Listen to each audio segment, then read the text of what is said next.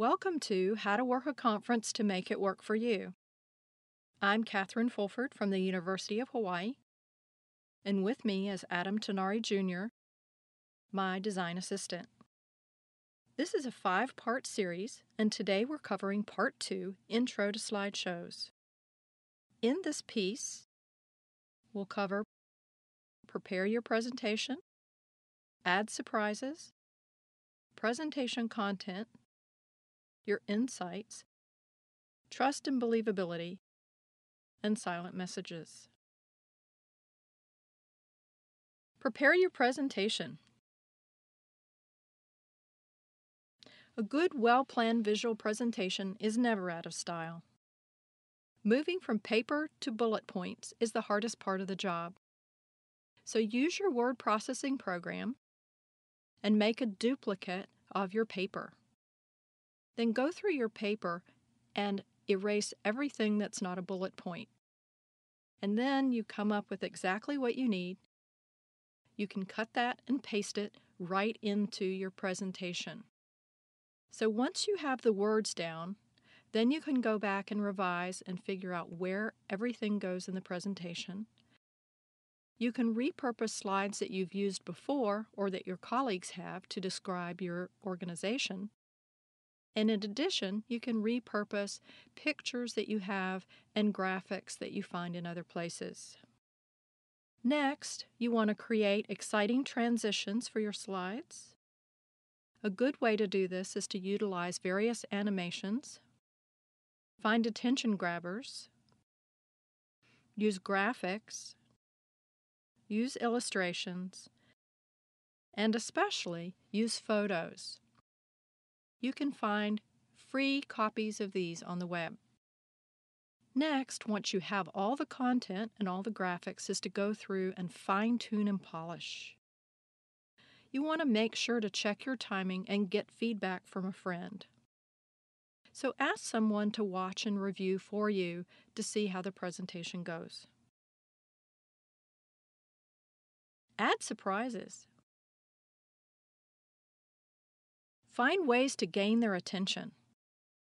It also helps to make connections. So if you know people in the audience, make sure to find ways to mention that. One way to do this is to collect data about who is there.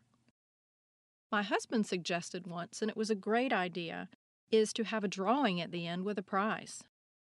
And then ask everybody to hand in a business card in a bag, and then you have a drawing at the end. Also, be sure to bring index cards for people to write names if they don't have a business card. Also, you want to find ways to keep them hanging in there.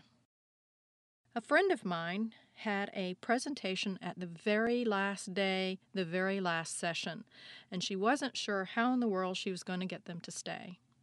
So she put flyers up and told everybody there would be a grand surprise at the end. And sure enough, she got a wonderful audience. We all had a great time and a piece of wonderful pastry from the Austrian bakery nearby. Presentation content. Make sure to speak to your audience.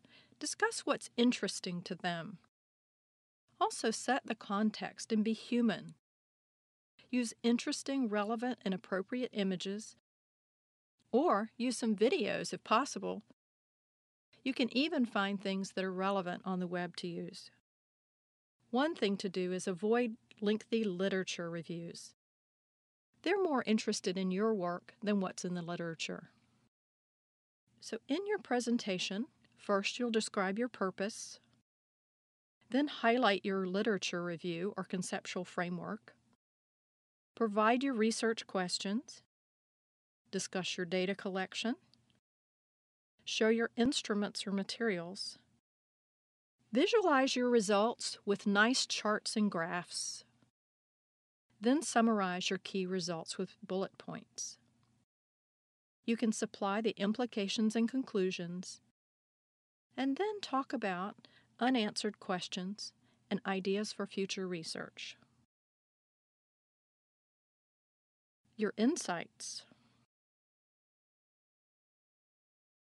Giving advice to others on what you learned is a good way to end the presentation. Talk about what you discovered, what challenges you had, your successes, what you would change, where you want to go next, and make connections. Invite others to come up and talk with you or talk outside after the presentation. Trust and believability. You'll judge me by how I look. You'll judge me by what I say. And you'll judge me by how I sound. A lot of silent messages are communicated by these three things. In a study in 1971, these three aspects were looked at: visual, sound, and words. And interestingly is how they came in. Visual was 55% of trust and believability. Vocal was 38%. And crawling in at last place were the words that you say. This is kind of terrible for a teacher, but it really shows the importance of making sure that you have a good visual presentation, you use your voice well. That way, people will listen to the words that you say. Aloha until next time.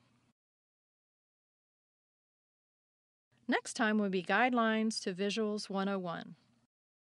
We'll cover layout, focus, and dynamics. Aloha and mahalo.